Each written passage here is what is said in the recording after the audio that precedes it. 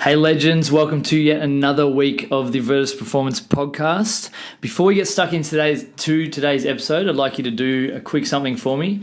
Grab your right hand, reach it over the back of your left shoulder, and give yourself a little pat on the back for listening to the Virtus Podcast. So I really appreciate all of the time and effort you guys put into listening, to replying to stuff, to talking about the issues we talk about, to sharing your experiences and sharing the podcast with the people you love, and if you don't like the podcast, with the people you hate. I really appreciate it and really look forward to continuing to grow our community and the amazing listeners we have. Today's episode is a little bit different. I've got a couple of boys who, if you've listened to most of the episodes, you'll have already met. We've got Tommy T and Simon Cooper in to do a bit of a discussion, a bit of a think tank around a few topics we've all thought up. The kicker is we've got 15 minutes to talk about a topic, and as soon as the timer goes, as soon as 15 minutes is up, we move on to the next one. So we each don't know what the topics are that the others have brought in. We put them all in a hat. We put them all in a Virtus beanie, which are available for $19.99 if your ears are getting a little cold, because it is getting a little nippier.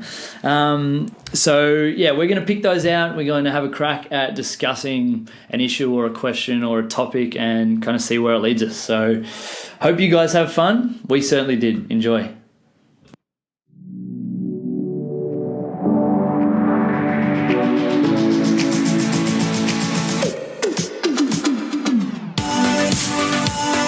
My personal and business goal is to be just a little bit better every day. I believe everyone, especially normal people, have a story to tell. The Virtus Podcast exists to help us all find small ways of consistent improvement by discussing the journey and experiences of each of our guests.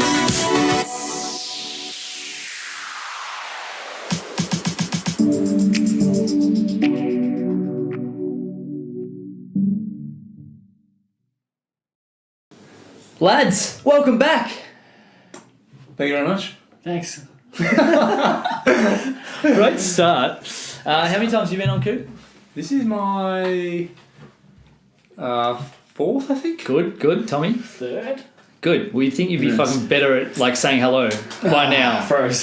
It happens. All right. So obviously the format for today is a little bit different. Mm-hmm.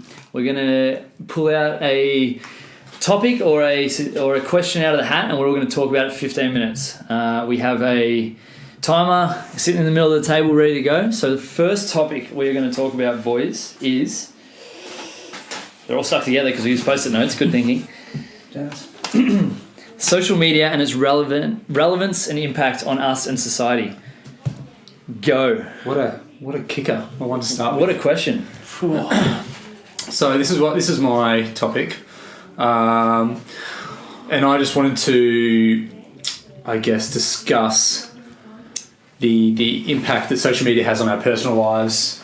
We're all quite involved in social media through business as well. Yeah. So I think particularly it's relevant for us, and how it affects and how it carries over to the people that we interact with. I think the way I look at social media is it's a two-pronged fork, or a double-edged sword, if you will, and it's like one of those really bad forks selling up two prongs. Nice. But it's something that whether it's good, bad, or indifferent depends entirely on how we look at it. Right? Like, I look at social media as an incredible tool to connect with clients, people. Like, this podcast will be shared on social media, so hopefully this conversation is something that, talking about social media, we can share on social media and talk about it over social media. My head just exploded a little bit. Social media section. So if I look at it as, okay, it's a tool to connect, so tick. Or if I look at it as, well, I'm going to spend my time on social media rather than connecting, I'm just going to look at other people and use it as something to compare myself to and follow, I guess, accounts that are maybe totally unrealistic and out of my reach, and it's going to make me feel worse about myself, then I'm going to have a negative reaction to it, right? So I think your mindset, and the word we use a lot is intention. What is your intention for using social media? And are you actively following that intention, or are you drifting back into the just scrolling mindset? Yeah. I think you definitely hit the nail on the head with you use social media to connect rather than connect through social media. Yeah. Here's the thing, right? Like, I think I'm probably going to post on social media like 4 or 5 times a day today. Because I've got obviously the podcast Instagram, Facebook, my Instagram, Jed Ziggy Johnson, which is probably the best Instagram page going around. The Virtus one, and Tommy manages a bunch of social media accounts, right? Yeah. So yes, I'm going to be posting on social media today, and I can decide, I can have the intention of posting and then leaving it, or I can scroll, right? When I scroll, that's when social media becomes a bad thing and becomes a negative thing, because I'm just basically wasting my time, more or less. Like, yes, I might find 1 or 2 posts that I'll screenshot and go, yep, I'm going to, this is something that I guess resonates with me or that I can learn from. But if I just sit there and scroll, then, I'm wasting my time. And, I've put a couple of measures in place that Tommy laughs at regularly to stop me from doing that, right? But when you... What kind of things have you done? You've changed your phone to black and white. You've done a bunch of different things to try and stop yourself. Turning off notifications, which is frustrating when you need to get in contact with you, but if it's urgent enough, you can find you using it at the gym. Yeah, exactly. I think all of us are probably looking at it from both sides now as users and, I don't know, the pushers of content. So, looking at it, I think I'm actively starting to think as a pusher of content for a few things now. What am I saying? Is it always positive? Is it always... If someone scrolls across it, is it going to be a good thing that they've done that? Yeah. I've often thought... and we, early on, at Common Folk, were trying to sell a lot. Yeah. And we found that was wrong. It doesn't work. Selling a product, selling a thing... actually isn't what people want to see. They want to find a culture, they want to find a story, they want to feel involved. They want genuine content. I think social media now is a way to be a part of something when you can't actually be there. Ooh, that's good. If you can think about it in that respect of being inclusive and trying to get people involved in the culture or the thing. So if it's Virtus, if it's Common Folk, my idea is to share that culture and what it's like to be in the building at those places with those people through Instagram, especially for me. I dabble in Facebook for Common Folk, but I think it's a different game. I think you can do more of that kind of long form. You can do more of the sell. You can do those kind of things. But I think if we're talking about Instagram, especially, it's creating a culture and a story and a vibe. Yeah, good. I like that. An identity. Communicate your identity to people. Yeah. An identity is built up of your culture, the values and beliefs that make each brand or each business what it is. Yeah.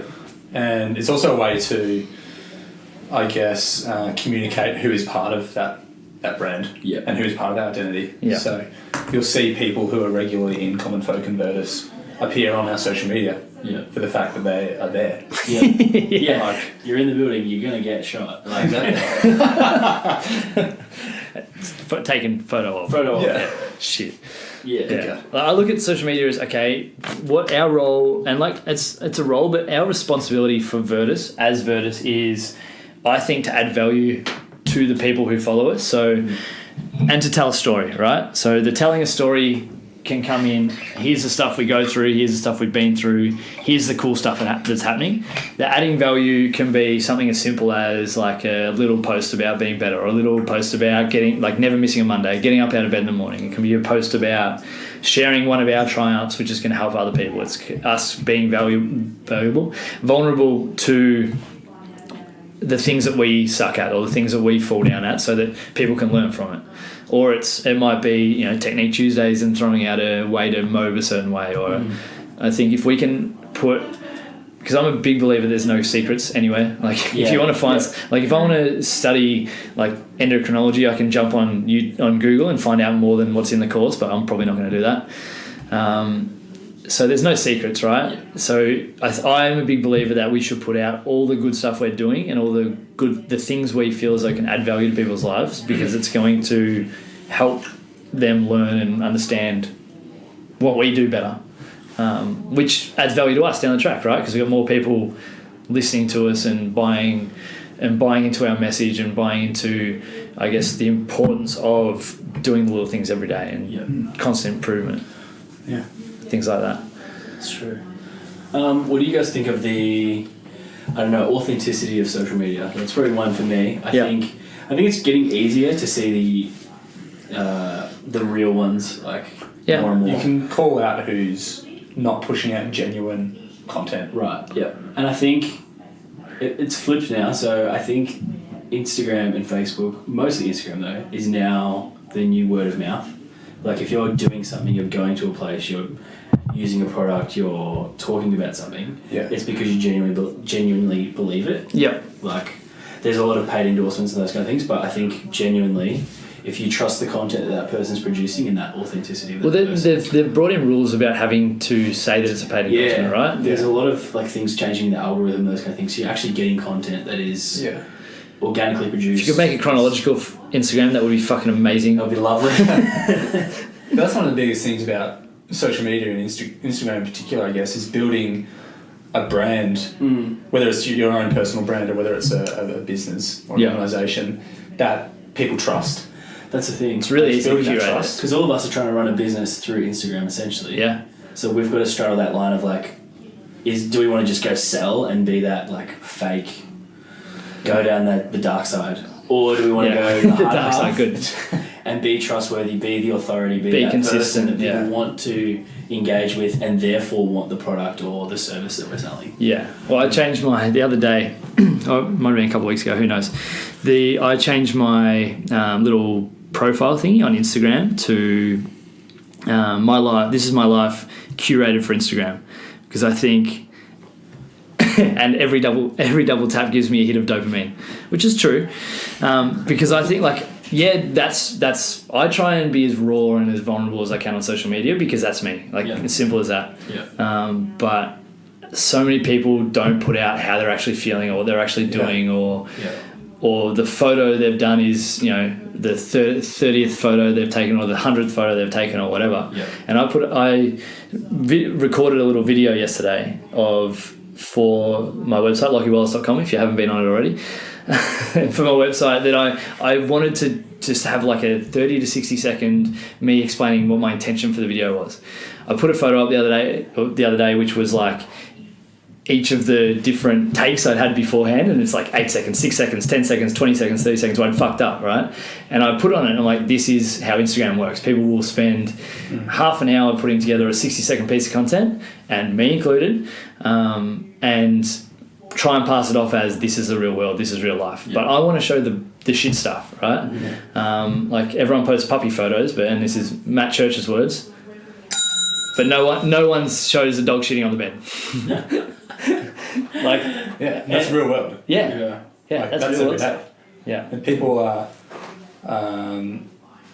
Well, it comes back to like curating what you put out there. People see all these happy, glamorous pages, but that's not what life is. Yeah. When one of the big celebrities in the US got called out for taking pictures of him on a private jet when it was just a rental, and it was like saying like back on my jet and stuff like that. Yeah. And it's like, you don't need to just be genuine, just be you, and let your story and showing your journey be the thing that helps you grow, like whatever your intention is, right? Grow followers or spread your message or to make cash from selling detox drinks and whatever. You like do whatever your intention is, do that, and don't try and pretend to be something you're not, because if you follow that thought process, you'll always get found out. I think that goes for not just social media but everything in life. If you don't like genuine, honest, truthful things always shine through. It just might take a little while. I think everyone is becoming a little bit more aware, like you said, of realizing, you know what, maybe this chick isn't in Thailand every day of the year. Maybe she just went for 7 days and still posting about it 6 months later. Like I get like posting memories and stuff by all means, but when the intention is to trick or deceive your followers as to what you're actually doing, that's where it can get into a bit of trouble. Yeah, and I think because my Instagram definitely looks like that sometimes. Like the photos I post are travel photos, but I don't post regularly. Then like you flip it to my story and it's just chaos. It's just who knows. It's just whatever's happening that day. On the story, we probably don't have much time left. But do you guys use Snapchat? Because I don't use Snapchat. I don't use Snapchat anymore. There we go. I have no need to not share that with everyone. Like if it's, I don't really have a private one. Sometimes I might send you something that's inappropriate because it's probably not very right for everyone. But usually it's like if I'm sharing this, it's what I used to have shared on Instagram before I kind of kept that for just professional photography stuff, I guess. Yeah. It's now the story is the place for that, to be a bit more honest and yourself. Where do you see... It's just a snapshot. You shouldn't take time working on the story. It's like, should be just like, this is crap. This is just like a quick memory. This is my life. Deal with it. Yeah. Where do you think social media is going? Do you think it'll be the two big players, Instagram and Facebook, driving forward for the next 10, 20 years? Or do you think YouTube will add some stuff to it? Like obviously there's a bunch of new social medias popping up at the moment, and Joe Rogan posted that he jumped on one the other day, and Ari Shafir I just literally spat my water out because it was so funny. And he said, awesome, you've got another reason to not spend time with your wife and daughters. Savage as fuck, but like he raises a good point, right? Yeah. Like what? Like there's more social medias popping up every day. Some of them will jump, some of them will grab, some of them won't. Like Twitter seemingly is dying. Maybe it's just my circle that is dying. But where do you think it's going? I don't think it's going anywhere. I think it's going to morph and change.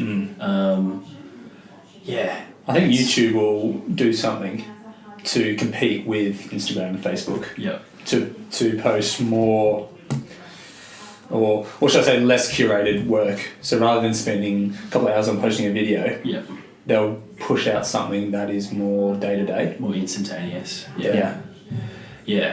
It's interesting. I honestly don't know where it's going. I don't think it's going to disappear though. I think it's here to stay. Definitely. I think it's up to us to manage how we use it and how we let it control us.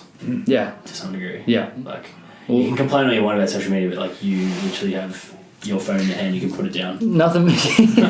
Nothing better than people complaining about social media on social media. It's like, well, how about we celebrate the good parts of it and then be aware of the bad There's parts. There's so many good things that social media can do. Yeah. There's so many great things. Yeah, and like I'll be away for 6 weeks. Like I'll be well and truly into my trip when this comes out. Like I'll be able to communicate with all you guys while I'm away, which is good and bad. Good and bad. But there'll be days where I like don't take my phone on a hike or whatever. Just being mindful of your use. Like you know that you're away, so time and place to be on your phone. Yeah, and I know that I get sucked into being on there and scrolling. So like Tommy said before, like grayscaled my phone for a week because then the pretty pictures don't look like pretty pictures anymore. I have my notifications off 24 hours a day. Yeah. So, all those 1s and 3s and 6s and all the numbers in that little red bubble on your iPhone. Oh, we're done. Topic 1, done. See you later. It's been fun. How good's the duck? The duck's good. All right, next topic. Good. It's ready to go. Ooh, good. All right. How would you rate your time management out of 10? And what are you doing or what can you do to improve? That was me because I'm horrible at time management. I know this and I keep trying to do things. So it's more like... So you're aware of it, right? I'm trying to get you guys to me. Yeah, good. I know if I've got tasks to do and I can tick a box, I really like that. But like the process of getting that down onto paper or onto a app or something or those kind of things, I find myself just floating and doing 60% of something and 70% of something, and then like, can you just finish one thing and then move to the next thing? Like, and it's frustrating yourself because you feel like you're being inefficient. Yeah. And then you get anxious about being inefficient 100%. And then you don't do as much work because you're anxious about being inefficient. This brain space is full of like, I still need to finish that and I still need to finish that and finish this. Like there's all these little things just floating in your head which you could have just removed by being better at time management, I think. It's a really, really good question. And I think it's probably a lot. What would you rate yours out of 10? Mine is like generously a 6. Like, okay. You can't say 7. Who? I reckon I'm an 8. Ooh. I don't think for me, it's not the time management that's the issue. I think it's more, I put it down to discipline.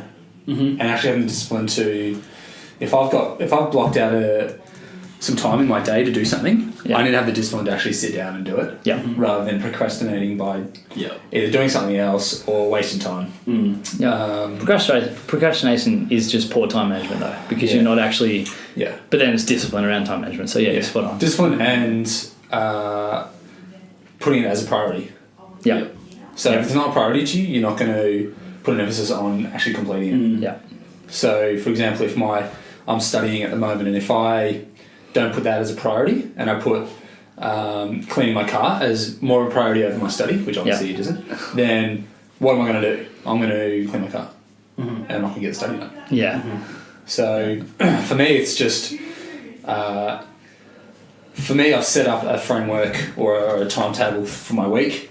I've blacked out times to do certain tasks, and then or blacked out time to sit down and say do some marketing for Virtus, and then I'll tick off tasks that I've got to do within that sort of category.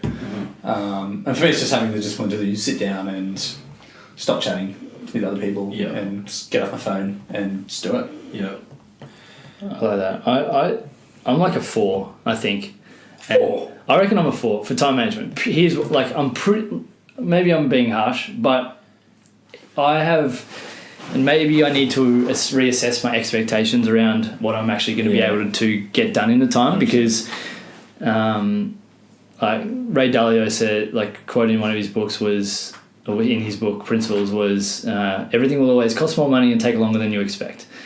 And I really struggle with that because I have 1,000 things going on in my head at once, and I want to execute all of them all at once. Yeah. And I think that's where my time management drops down, because I don't properly grasp how long or how many resources something will take. So a new project that I present to the team today, I expect it to be done next week. Yeah.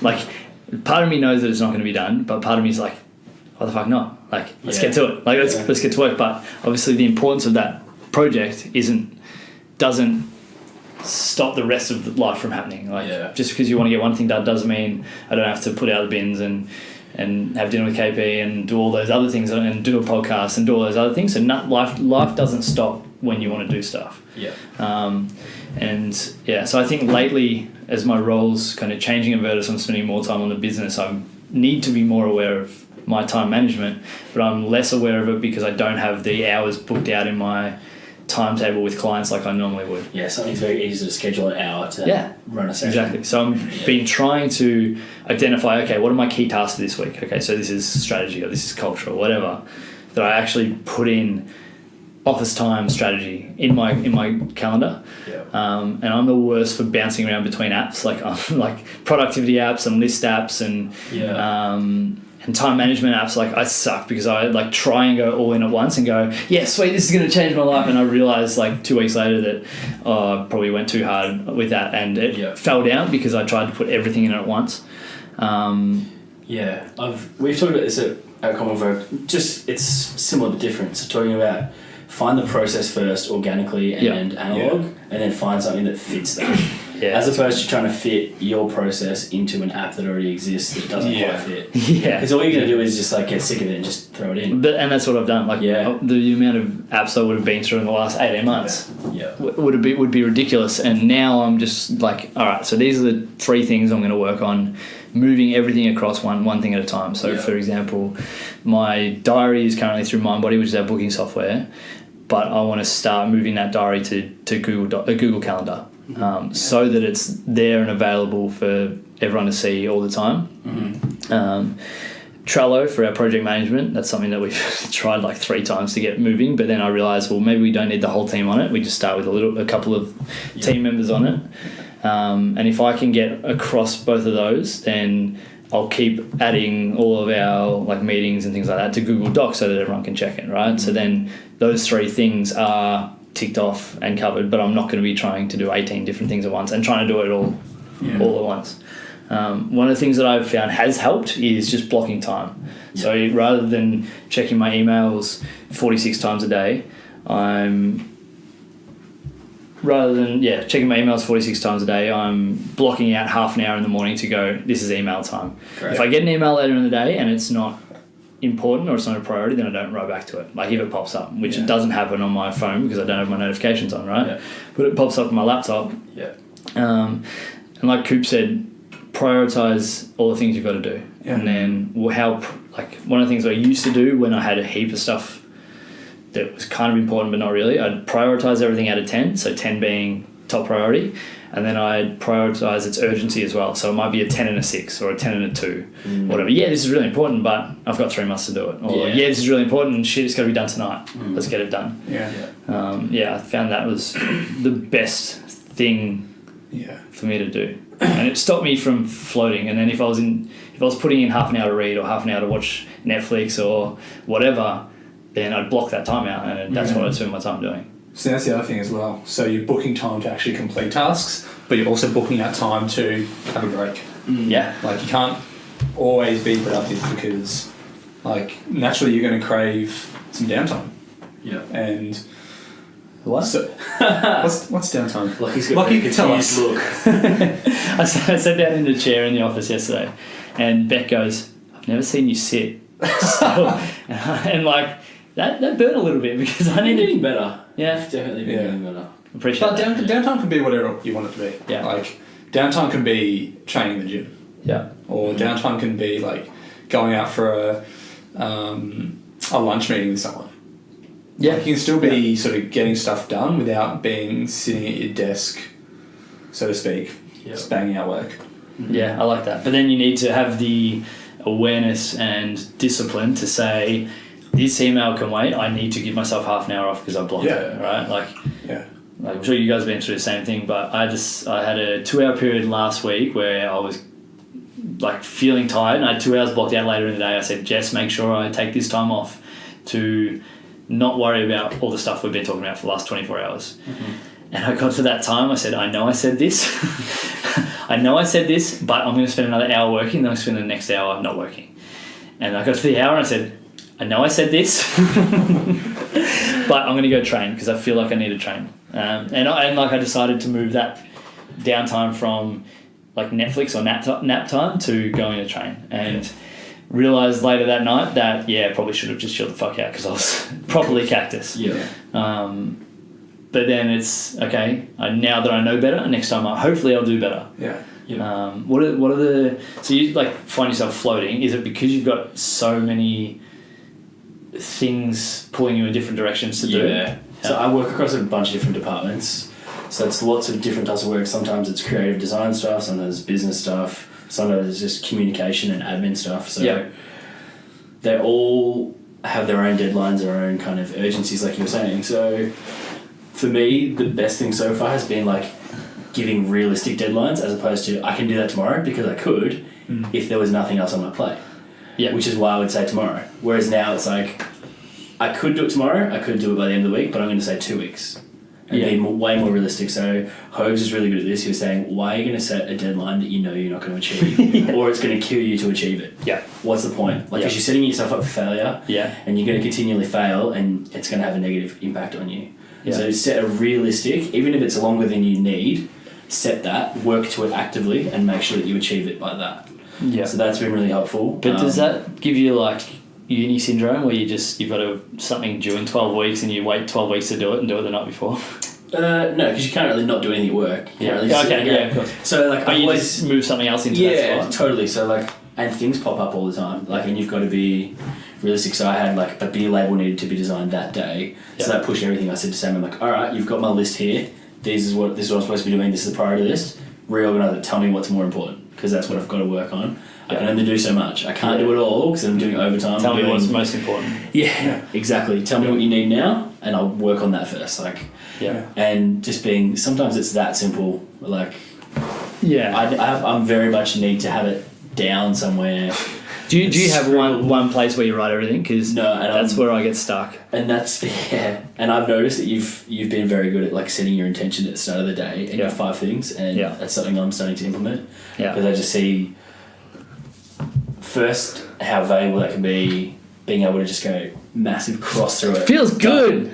How good does that feel? So like better than a like on Instagram. That feeling. So giving yourself that little hit of like accomplishment and I did something today. For those even if they're just like little wins. Yeah, but the little wins, like 1,000 little wins will be better than one big win. How good is like a day of 3 little wins where you like complete something to 100% as opposed to a day where you don't actually complete anything? You're like, you do 20% of 30 things. Yeah. And for those that aren't aware, like the five things is basically at the start of your days, like when you wake up or when you're having your coffee or when you're on the shitter, it doesn't really matter. Write down the five things that you most need to get done that day. So, for example, like it might be really simple. Like, okay, I want to connect with everyone in my meetings. I need to finish this project I was doing. I need to finish this beer label. I need to make sure I finish work by 6 o'clock so I can get home on time. And whatever those 5 things are, like they're the first 5 most important things, because you'll write down the 5 things that are front of mind and that you're ready to do.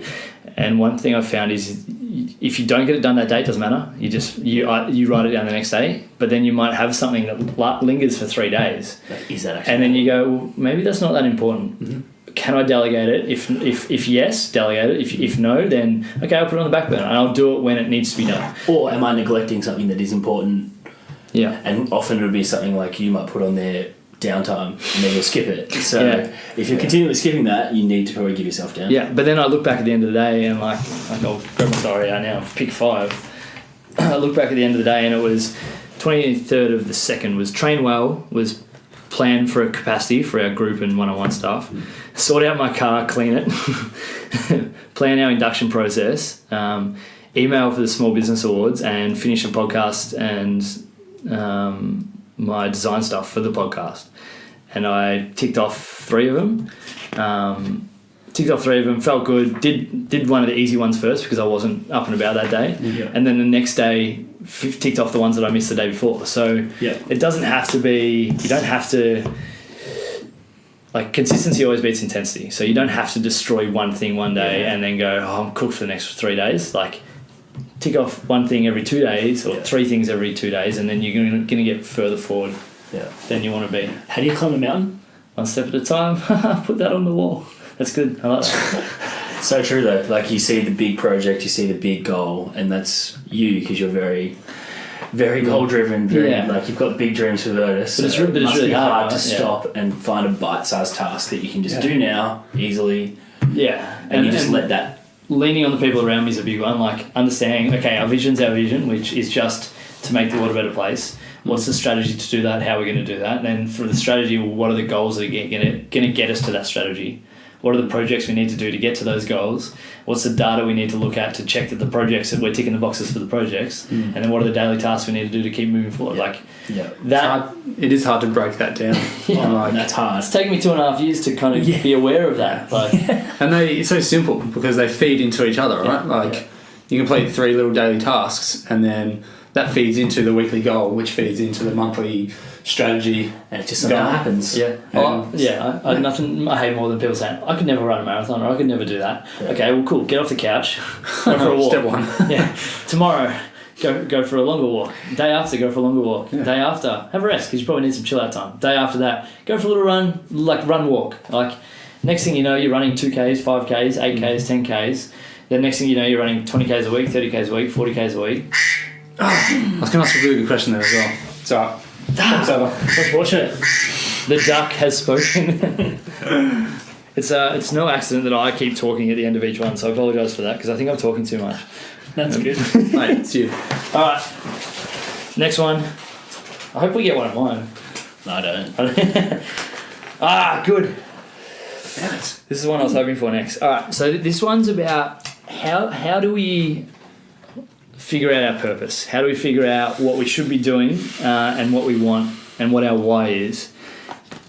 Because the reason I wrote this question now is because I see a lot of indecision around me. I see a lot of people, KP, being able to decide what's for dinner is really a really important one. Let's just tell me what you want to eat, all right? Tacos every night, KP, come on.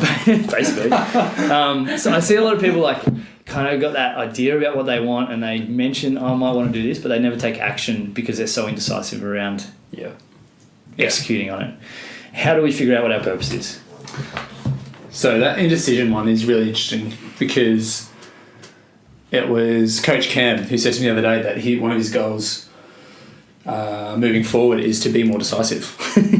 So I think the example he gave me was Greg offered him half of his chocolate bar that he wasn't going to finish, and Cam's like, well, yeah, if you don't want it. But Greg's like, I'm offering it to you. Do you want it or not? And Cam's like, the fears. Well, yeah, I suppose I do. And Greg's like, say yes or no right now, or you're not getting it. Yeah, that's good. That's perfect. But yeah, like that everyone can think that happens daily. 100%. So good. Just be decisive. Choose something and then just do it. Yeah. Yeah, I'm big on like having a crack, making a decision, and then dealing with the consequences later. Like, it might not be the right decision, okay, but fix it. Like, you learn from it. Yeah. Right. Sometimes the worst thing you can do is inaction. Like, the biggest cost of anything is inaction, because you actually don't move forward and you stay in the same spot. Yeah. What's your purpose, Tommy? Mine is making others better, but I think.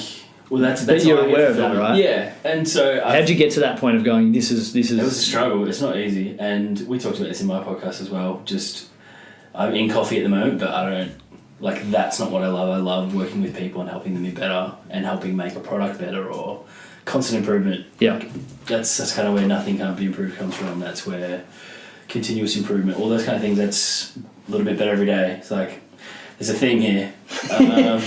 Be consistent. But I'll tell you what mine is first, and then my observation. So mine is to foster positive change through the people I interact with and society in the world. Good. My observation is, it's funny that our visions or our whys are fairly similar. Same stuff. It's the same stuff, right? So, but we surround ourselves with each other every day. Yeah. Like the people you surround yourself with, and my why has come out of, these are my words, my why has resulted from spending my time at Verse with like-minded people, with people who have drive and ambition and pure hearts. Like, before that, I knew what direction I wanted to move in, but not why. Mm-hmm. But now it gets clearer. The more that you surround yourself with people, the more you do things that you enjoy. And you seek out those people, spend time with them, which makes like more people who have that same mindset of, okay, I want to make the world a better place. I want to, work hard to do it. That draws in more people. Yeah, it's like compounding interest. Yeah, and more people get together, bigger change you can make in the world. Yeah, and the people I'm spending my days with and spending time talking to are people who are better than me and people that I look up to. You two included. So, stop it. That, mate. Oh my god, take a fucking compliment, guys. But that's action that I'm taking to put myself in those environments, right? Like I had a meeting with someone who I've only known for a little while today, who I see as a mentor. I just said, hey, can we catch up and can I ask you some questions? And I think we both got a lot out of it. So I'm a big believer that everyone wants to help. Most people want to help. So all you've got to do is ask. So if you don't know what you want to do, have a crack and try something. Talk to people. Talk to people in the position or who are killing it in that position and go, what have you done? What do you do? 100%. Try new things. Yeah. You don't have to do it alone. Yeah. Like, I say this to people who come up to me, and not that many people do, but mate, I'm a pretty grumpy guy. I ask you for help every day, mate. But people who come to me and say, well, I don't know what I want to do, try something. If you don't know what you're going to do, there's no wrong answer. Yeah. So if you try something, you learn that you don't want to do that. Yeah. And then you move on to the next thing. And you might find that you love it. And then that morphs into something else, which morphs into something else. And eventually you've found your purpose and how you can make a difference. It might be from a Casey Neistat video. I think he said his grandma, her version of success was not doing things you don't want to do. So rather than chasing things you love, if you don't know what that is, cool, try shit, and then you've crossed something off the list, right? Yeah. But my big thing for purpose, finding your purpose, is put yourself in like-minded people, right? One of my favorite quotes. One of my favorite quotes is one of my favorite quotes. If you want to go fast, go alone. If you want to go fast, go alone. If you want to go far, go together. Right? That's good. Like I'm going to be able to help the world in a bigger, broader, more grander way with the team at Virtus and spending time with you guys than I am if I had a one-on-one personal training studio. As simple as that. I want to bring people on the journey with me, but at the same time I want people on the journey that are going to help me be better and improve along the way, because then it's a symbiotic relationship where everyone wins. Always be the dumbest person in the room. That's why I'm sitting right here. No, I'm dumber. I'm dumber. You had a really good quote the other day about... Sounds like me. Well, it wasn't your quote, mate. I know. You stole it. Yeah, that's the whole point, mate. I'm enlisting the support of my allies, right? It was something like, there's nothing wrong with making mistakes, it's not learning from them, or whatever it was. Give me the real one. Yeah, so that's my boy Ray Dalio, who's genuinely the greatest. If I could be more like one person, it'd probably You're going to recommend a book? Principles, if you haven't read it. I've actually got 4 copies, funnily enough, and none of them are in my office because I've lent them all out. So if you're playing the Virtus drinking game, that's a skull. Yeah, okay, fair enough. If I mention principles or a book? A book. Oh, damn it. Or a quote, or there's many rules. Shit. The quote is, it's okay to make mistakes, it's unacceptable not to learn from them, which is we all know that. That's exactly what we're talking about right now. But if you never make the mistake, you'll never be able to improve because you'll never want to learn from it, right? You want it, I'm a big fan of celebrating wins, but at the same time, all my fuck-ups, failures, all the times I haven't spoken to staff in the right way, all the times I haven't done something correctly, they're the ways I learn, right? It's like, okay, this didn't work, how can we fix it for next time? And then it improves, right? If I bury my head in the sand and go, you know what, I just had a bad day, or if I'm too stubborn to understand that, okay, this was insensitive, then nothing changes. Nothing gets better. I think looking critically at those things from a point of view of wanting to be better, and not so much I failed, I suck, I'm the worst. If you're having that mindset, it's going to be really hard to find your purpose. Be willing to fail, be willing to critically look at what happened and why. Was it just not the right thing? Was it because you didn't put enough effort in? Was it those kind of things? Why was the failure there? Why didn't it work? And then that why becomes, okay, here's a learning point for next time. You learn your patterns, you learn things that you're good at, you learn those areas you can improve. Because we've all got areas we can improve on, and 100%. I'm trying to do at the moment, time management is one of them. Where do you guys feel, where do you guys sit on negative feedback? Is it something that you seek out? Is it something that you look forward to? I would say having figured out your purpose to some degree, I haven't figured it out, it's never going to change, but having some kind of knowledge of your purpose and that kind of thing, and being kind of grounded in that, is way easier to receive negative feedback. If you don't have that, everything seems like an attack on your person, as 100%. Opposed to, do you know what I mean? Because you're unsure, the attack seems like, well, I'm unsure, so maybe they're right, maybe I suck, maybe I'm not the... Whereas if you're really solid in what you're doing and why you're doing it, you see it for what it is, which is trying to help you get better. Or most of the time, I know what I want. I know where I'm working towards. I know my why. I know why I started Virtus, and I know why I want to keep growing it and building it into a better place. So I want to I'm in a very interesting headspace now where I want negative feedback. If I suck, tell me so that I can fix it and improve. Because if you don't tell me, then nothing changes, and you're still pissed off, or someone's pissed off about something, and there's no communication around it. But you're right. That comes from actually understanding what your why is, and being able to articulate it to people as well. I think if you the attack thing, if you take, and this was another one of my ones, so it might come up, but if you take something as an attack, that's more a reflection on you than on them, right?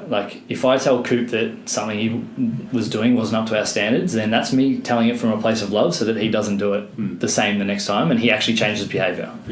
Which is... And if I wasn't doing something at that standard, then I would want to know. Because everything I do is a reflection of me and my purpose. But it's also a reflection of... If it's something in Virtus, it's a reflection of Virtus. 100%. If Virtus grows, then I'll grow. Exactly. I'm a representative of that. It's just fixed versus growth mindset. If you're in the growth mindset, and which we can be in both at the same time. I can be in a fixed mindset with stuff at home and a growth mindset at work. but I need to be aware enough to go, that fixed mindset at home isn't good enough and I need to change that. Yeah. When do you think you got into the mindset of that growth? And what was there a light bulb moment where you were like, this is my purpose? Something happened that made you click? Or I think it's just like, it's simply just awareness of where you're at. And there wasn't necessarily a light bulb moment, but it was probably over a couple of weeks early last year where I spent so much time at work that like I think I didn't come home a couple of nights. Like I slept on the couch at work and I hadn't seen KP all week, and I was just like I love this. I love the working hard side of things and the putting in, because like inputs equals outputs, right? And I think that kind of made me realise upon self-reflection now, and I think I've become more self-reflective. I reckon as soon as you hit 25, 26, recently 26, so happy birthday to me. Who's this guy? Get around me. That's got to be a skull. Finish your drink. I feel old now, but like I've been 26 for like a month, so when I think that thanks, mate, I appreciate it. That self-reflection comes when you start hitting mid-20s, I think, because you start realising it's the moment when you realise your parents were right about most things. Then you can be self-reflective. When you're stubborn enough to go, my parents weren't right, that's when you're in trouble. I think it's also the stage when like you have to start working for yourself and a partner, where you can't rely on your parents anymore. You can't rely on family just to be there when you're cruising along. You've got to actually be working for something, and if you're not working for something that you enjoy or that you love doing, then you find out pretty quick. You find out pretty quickly, right?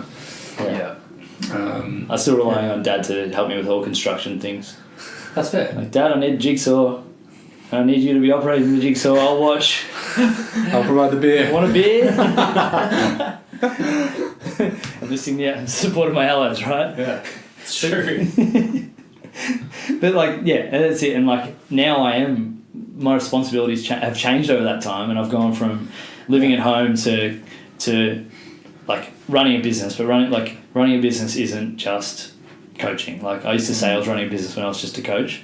I don't feel as though that's running a business now that I'm actually running a business. It's like, this is what it's like. I thought it was so easy. Like if you can't leave your business for 6 weeks and know that it's going to be okay, then you're not running a business. Like, and if it's not making money while you're gone, and it's not supporting the staff and the clients and things like that when you're gone, then you're probably not running a business. Like Sammy, if he couldn't go away last year for a couple of months, then like I think it ran smoother. Yeah, probably it was probably better with Tommy T in charge. So yeah, like adding the responsibility of the business, having a house, like having a mortgage to pay for. It's the third one in a row I've been talking at the end. Yeah, you talk a lot. It's fine. Yeah, I'm sorry. Right. We like to listen. It's all good. The darkest. Next. Beanie. Last one. Hit us. We've had one each. It's good. Yeah. Lucky. What are the finish on? Oh, this is a great one. What are the 3 biggest, most exciting things we are working on at the moment? That's good. Ooh. Is it? 3's a big number. Yeah. So let's say. All right. Let's go around the circle and knock over like one each. Yeah. And then we'll talk about it. So this can be either business related, personal development related, travel, whatever. Man. So Common Folk's going through a very transitional phase at the moment. We've just got Ben Hogan on, whose podcast was up a couple of weeks ago. Yeah, last week I think. Yeah. Biggest legend, like one of my mentors, I think one of your mentors. He's quickly become one of my mentors. So he's got a wealth of experience, and he's coming in. We're restructuring a lot of things at Common Folk. He's kind of surveying the landscape, coming in. He's going to really position us for our next period of growth, which is really exciting. So coming from a bigger place before Common Folk, I was very used to structure and kind of corporate kind of mindsets, and then you come back to Common Folk, which is very much probably like what community, Vertus was like a year ago. Oh mate, that's still what's Vertus like. And trying to figure out how do we be efficient, how do we get the most out of everything. So it's really exciting to see that process happening, and I'm enjoying being involved in that kind of transitional phase to set up the next kind of, future of Common Folk, really. Like you'd hope you do it right for the next 10 years. It's not something you want to be doing all the time, so. Yeah, it's hard to be in a stage of growth all the time. Totally. So this is a really pivotal kind of point for Common Folks growth, which is exciting. Nice. Good. Really good. For me, I haven't even thought up an answer to this. It's your question, mate. I know. Inefficient. And you said 3, dude. Yeah. What am I thinking? Okay, for me, so one of the biggest things I'm working on, I suppose, is on Virtus and helping you, Lockie, and giving support to everyone else in the business to move in the direction we want to be moving in. So we're going through a stage, I guess, where we're trying to create processes and systems around the business to make it more efficient, to create a better, to build a better experience for those who come in to us, and also to, I guess, make myself and all the other staff feel like they are providing value and to be moving forward in their own careers. Yeah. Right. So. It's a hard thing to manage, juggle. Yeah. Out. And my role in that is small, but like from a marketing perspective, like we were talking about earlier with the social media, creating value for people to help our staff, our coaches and allied health professionals communicate their own value, will go massively towards us moving in the right direction. Yeah. It's really cool. Mine's pretty similar. I think I've had the last maybe 6 months, which has been a rapid rapid change for me in terms of mindset, in terms of actually thinking about where I want Virtus in 3 and 5 years. Just reminding myself of why we started in the first place, like what our vision is, which, like I said before, is just to make the world a better place. I think the most exciting thing that's coming up is similar to what Coop said, but on a bigger scale. For those that listen to the ABC goals, one of my C goals is to be able to help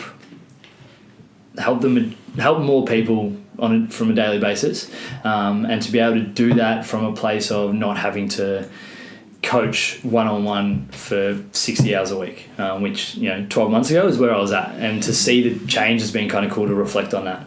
So I think the biggest, most exciting thing is just the growth of Virtus. And I'm happy to putting this out there. Like, I want to be in a bigger space in 12 months, because I want our capacity for helping people to grow, and now it's being mindful of all the little things that we need to do to get there. And which is how we achieve that vision, that dream. And number one priority, like you said, is creating an incredible fucking experience for every single person that comes through the doors. And that like for me is like the CEO kind of driving the thing. It's really, really hard because it's okay, well, what's best for the client, and I was like, well, what's best for the staff, and then, well, what's best for the business rolling forward, and do all those things match up? If yes, awesome, ticking that box. If not, okay, well, what needs to change so that they do? And I think our ability to band together as a team, to keep understanding that bigger purpose, and then to make sure that every minute we're on the floor coaching, talking, communicating, that we're going, okay, how can I give the most value possible to my client? I kind of have this little thing in the back of my head at the moment, after someone mentioned it to me a couple of months ago, was what would your client think if they were in what would your clients think if they were able to hear every meeting that you have? And are you sitting there and trying to get the best result for them possible, or are you reverting back to, like, it's more selfish reasons for doing it? So that's probably the most exciting thing from a bigger scale point of view. My most exciting thing at the moment is that I go away for 44 days on Tuesday, which will be out. This will be out while I'm away. So maybe just before I get back. So when I get back, maybe we'll do another one of these and see what we learned over the last 44 days. Yeah, I'm trying to think of other things. Like, I'm excited all the time. Because we all kind of, every day is a new adventure. Yeah. How good is life? When life's at a consistent 9. Like, oh mate, I am so happy at the moment. Genuinely. I am going through some of the hardest days for work wise and stuff like that I've had, but I feel so happy because there's that underwhelming sense of growth and improvement. As I go. And yeah, like I wrote a little thing about it, which will be on the website, lachlanwallace.com, if you haven't checked out. Just about happiness. Just plug. Ding. Double ding. Proudly sponsored by lachlanwallace.com. Jetty Road Brewery. So we're getting paid. Yeah, maybe. Jetty Road Brewery and Common Folk Coffee. Get around it. Get around Jetty Road Brewery too. Delicious beers. Yeah. Common Folk Coffee. Delicious coffee. Oh my god, it just turned into a plug. Shit. We've sold out, ladies and gentlemen. We've sold out. But I wrote this little thing about happiness, and I think happiness isn't the absence of struggling or the absence of suffering. It's the understanding that what you're doing is for the right reasons, and what you're doing is for a long-term growth. Often the most happiness that we feel is after we go through a struggle. Yeah. Yeah. After we tick that box. Yeah. And when you're aware of the grass, the sun being up on the other side, and the sun's always going to rise the next morning, you understand that this might be really a big struggle, but I'm completely and utterly aware of it. Yeah. Which is cool. The other thing I'm most excited for, from a personal level, is for KP and I to keep pumping away at our renos at home. Nice. Which is something that I never thought I'd say because I hate renos. But I'm like seeing how excited KP gets about it. It excites me. That's good. And it's back to time management. I'm going to have to figure out how I find a couple of hours a week to chip into that and to contribute to that. What are the things you both went to work? What are the things personal life? And work-life balance was one of the things I wanted to talk about, which didn't come up. But we're talking about it now because I just enjoy it. All merges together, to be honest. Like that's what I think. Like I'm having Saturday off this week, but you probably get a convo, have coffee. Yeah, I'll go to breakfast club, and then I'm going to take photos for the Snakehole Boys. So that's kind of work as well. Good. Yeah. So very quickly this week I haven't had a day off, but it's great. That's it. You're doing what you love. If you don't get home from the day, I was talking to Grant Rogers from Jetty Road Brewery today, and you're getting out of control. Yeah, he's a great guy. No, mate, I'm a big fan. We've been tearing shreds off him at the moment, but he's a great man. He's a great human. But he said if you don't look for more time in the day, then you're doing the wrong thing. Yeah, that's really profound. That's really, really cool. I don't want to be going to bed on a Thursday looking forward to the weekend. I want to be looking forward to tomorrow. Yeah. I don't want to go to sleep because being awake's too much fun.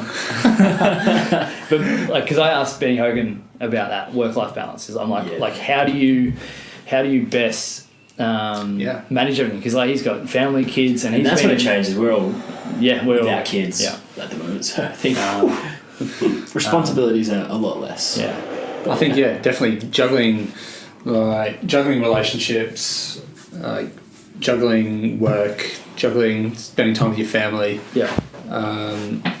It is hard. It's really hard. Yeah. But and he said, okay, where do you get your most joy from at the moment? And I was like, oh, fuck, that's a really simple way to put it. Yeah. And he's like you spoke about in your podcast, understand that you get your joy from that now, and that you're in a season of that's where you get your joy, and then you work on that and pump away at that, and then that'll change. The goalposts will move, and you'll want to work towards something else. Mm-hmm. But the awareness of where do you get your joy is probably the big thing. Yeah. Is that a Bible thing? Seasons? Yeah. Guess. Kind of. Yeah. Yeah. What do you think about that? Yeah. No, I'm okay. I'm okay with it. We'll take the good bits, like just being a good person, and just learn from everything. Move all the other stuff away. Yeah. Talking snakes and stuff. Yeah. Talking snakes. But I think it goes back to that purpose as well. It's all the same kind of stuff. You just trying to be aware of what makes you happy and what you enjoy doing. Yeah. It's pretty simple, but that's how I found my purpose, was trying to find when am I most happy, when am I feeling fulfilled. It's probably that. Okay, let's do that from that. Yeah. Let's figure out how I can do that all the time. Right. Yeah, and if you're not currently happy at the moment, write down the 30 things you love doing and do them. Yeah. Simple as that. If you... I don't think, and it's hard when people get stuck in, we won't talk about mental health too much now, but when people get stuck in depression cycles and stuff like that, they genuinely can't remember a time they were happy. And that's the hardest thing. It's okay, well, you can't remember a time when you're happy. What are the things that you feel as though might make you happy? Write it down and execute on them, take action on them. And then you start, this is a Greg thing, but you start building up a bank of memories, a bank of positive memories that you can rely on. Like you can draw on them when you're feeling down. Yeah. When you need a bit of a pick me up. Definitely. What are you most excited for personal life? Personally,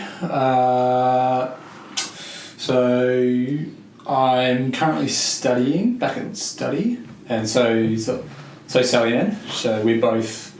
Your wonderful better half. Better half. So we're both doing our masters, which is really exciting. We're both loving it. We're sort of planning a couple of holidays, maybe one in the middle of the year. So that's be really exciting. Awesome. But I don't know. Again, like every day, I'm excited to get up and get stuff done. Whether it's going to uni and learning things that I want to be learning, that I'll be able to implement at Virtus, and that I'll be able to build up a bank of these skills and knowledge. Or whether it's at Virtus interacting with people. I think I was going to say before, doing things that you love. For me, it's one of the biggest things that contribute towards doing what I love is the people that you do it with. Yeah. So, really like doing things with Sally Ann and doing this with you guys, like. Mate, I've hated this, but keep going.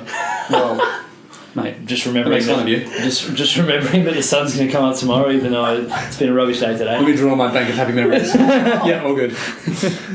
No, I mean this is awesome, man. I love doing this sort of stuff. Yeah, this is really good. And you actually have a good conversation. Yeah, spending time with people that lift you up. Yeah. Is what I get up for. Yeah. If the people in your circle aren't just as excited as you are when you succeed, get a new circle. Yeah. Yeah.